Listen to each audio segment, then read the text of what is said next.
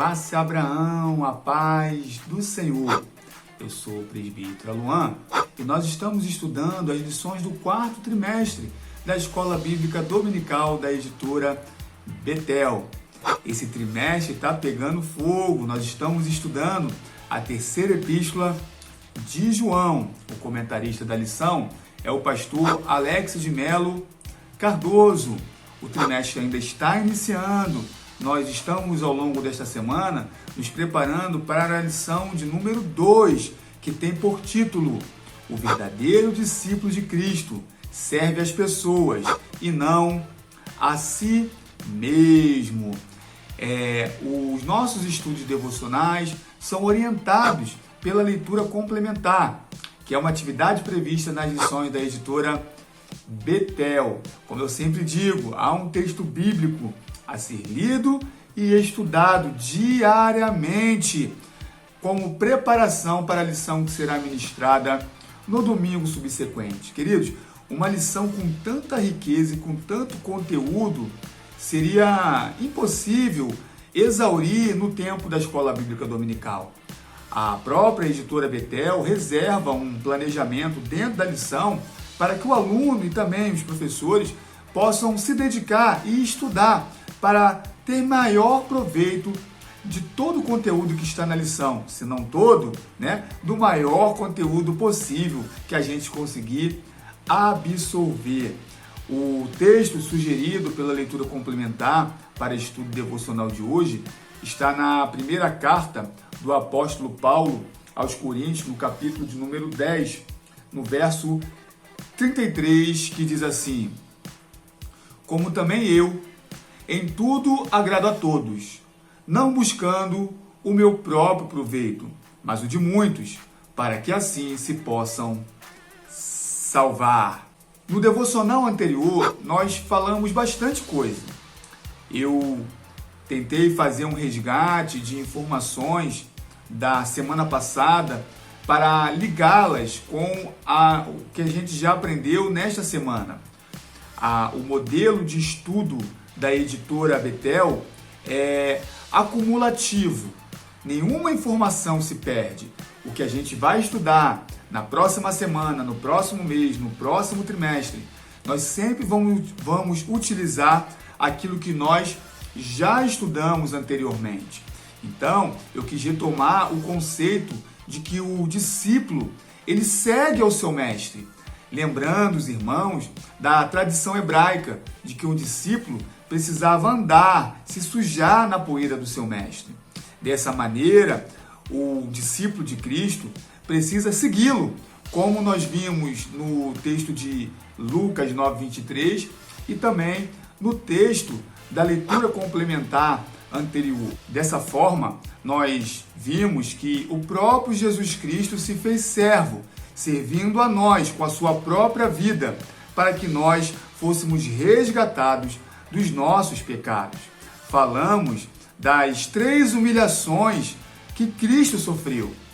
A escritora inglesa Dorothy cita ao menos 3 humilhações de Cristo. Quando ele se faz carne para habitar entre os homens, porque ele era revestido de glória e majestade. E, ao contrário de muitos obreiros que, estando aqui, desejam subir na sua soberba e vaidade, ele, sendo digno de toda a honra e toda a glória e estando em cima, ele desceu e habitou entre nós. A segunda humilhação foi a humilhação da cruz. Nós vimos que na cruz, Cristo sofreu humilhação física. Ele teve o seu corpo machucado. Ele teve as suas mãos furadas. Ele foi escarnecido. Escorreu sangue no seu rosto e pelo seu corpo. Ele foi furado do lado. Isso tudo, como o próprio profeta Isaías escrevia acerca do seu sofrimento, não via nele beleza nem formosura. Ele ainda teve o escárnio e a humilhação social. Queridos, ninguém quer ser visto socialmente como um ladrão ou um criminoso. E Jesus foi pendurado no madeiro e posto entre os malfeitores. E Dorothy ainda afirma que a terceira humilhação de Cristo, narrada lá na carta de Paulo aos Filipenses, no capítulo 2, foi de emprestar a sua reputação à igreja. Ele se autonegou, concedendo a nós a sua reputação.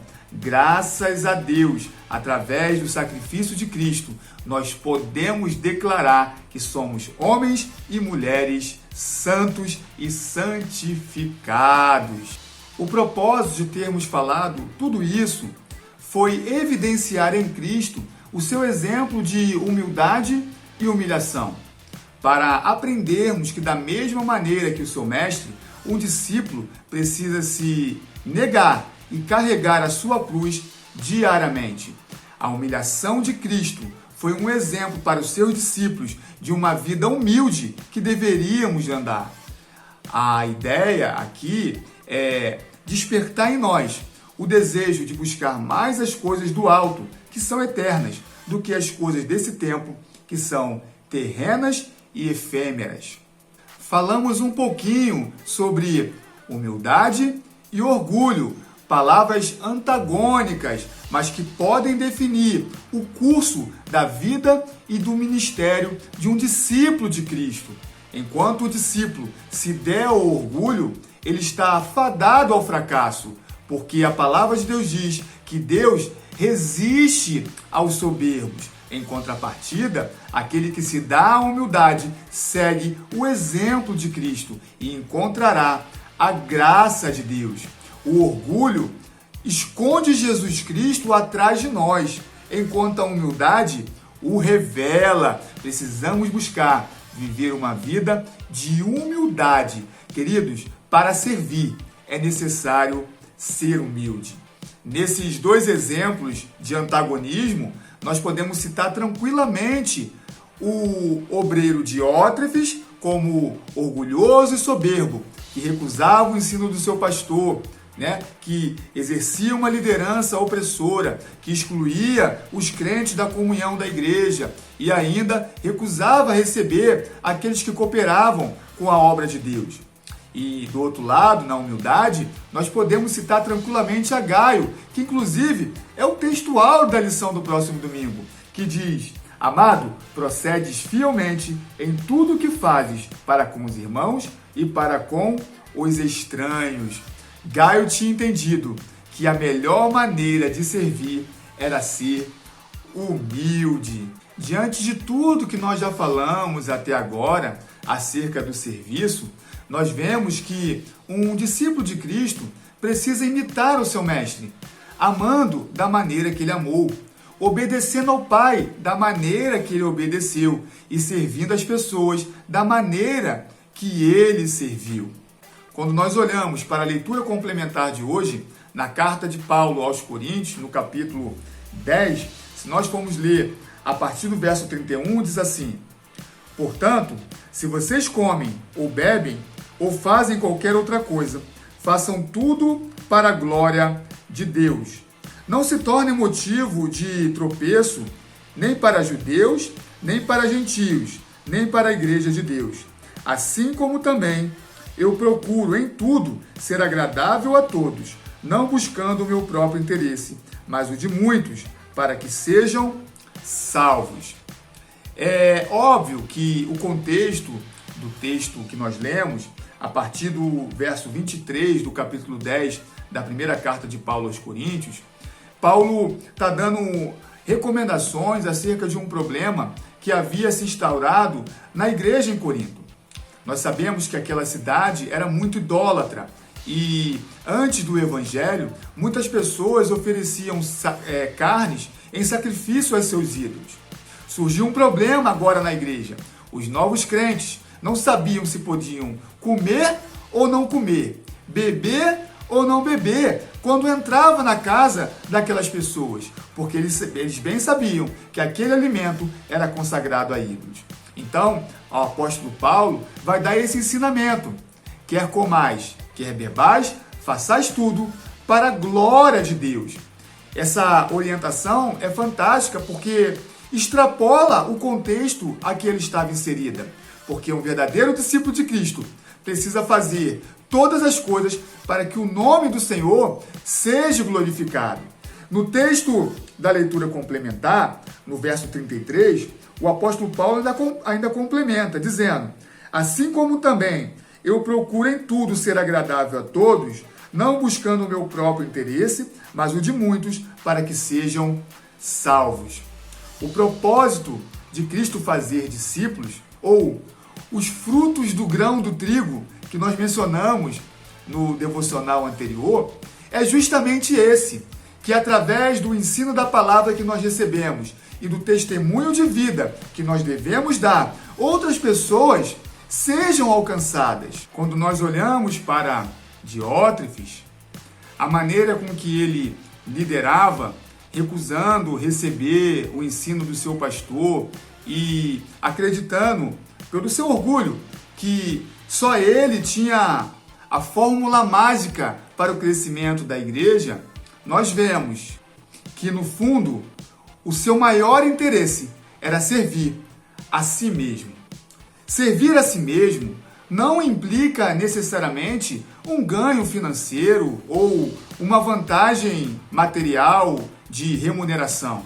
Servir a si mesmo é estar preocupado com os seus próprios interesses. Servir a si mesmo é o pregador que está mais interessado com a beleza do seu sermão do que a obra de Deus na vida dos ouvintes. Servir a si mesmo é o cantor que está mais preocupado com as notas e com o tom do que agradar com o seu louvor aquele que é digno de toda a honra, de toda a glória e de todo o louvor. Precisamos prestar o nosso serviço à comunidade e à igreja, lembrando sempre de que, na verdade, estamos prestando esse serviço ao próprio Deus. Queridos, colocar o nosso próprio interesse na frente do interesse de Deus, que é o dono da obra, é colocar o próprio Deus atrás de nós. Dessa forma, se nós sairmos para evangelizar, mas o nosso interesse é ser visto evangelizando, nós não estamos agradando a Deus fazendo a sua obra. Nós devemos sair para evangelizar, para que a palavra de Deus alcance aquelas pessoas que precisam ser libertas por ela. Se nós estamos pregando, preocupados com a beleza do nosso sermão, nós não estamos fazendo a obra de Deus da maneira que o agrada. Agora, se nós nos submetemos a Deus para que aquele sermão encontre os corações e converta-os dos seus maus caminhos, Deus é fiel para fazer a boa obra nas nossas vidas e nas vidas das pessoas a que estamos servindo. Todo esmero, toda dedicação de tempo não pode reverter-se para nós de alguma maneira, porque tudo é feito por Ele, para a glória dEle, para todo o sempre. Queridos, que esta palavra traga alegria ao seu dia, que esta palavra traga vida ao seu dia, fortaleça a sua fé em Cristo Jesus. Lembre-se, apenas tendo um coração humilde, podemos fazer a obra de Deus da maneira que lhe agrada. Que Deus te dê uma quinta-feira de bênção e de vitória e que Deus te abençoe.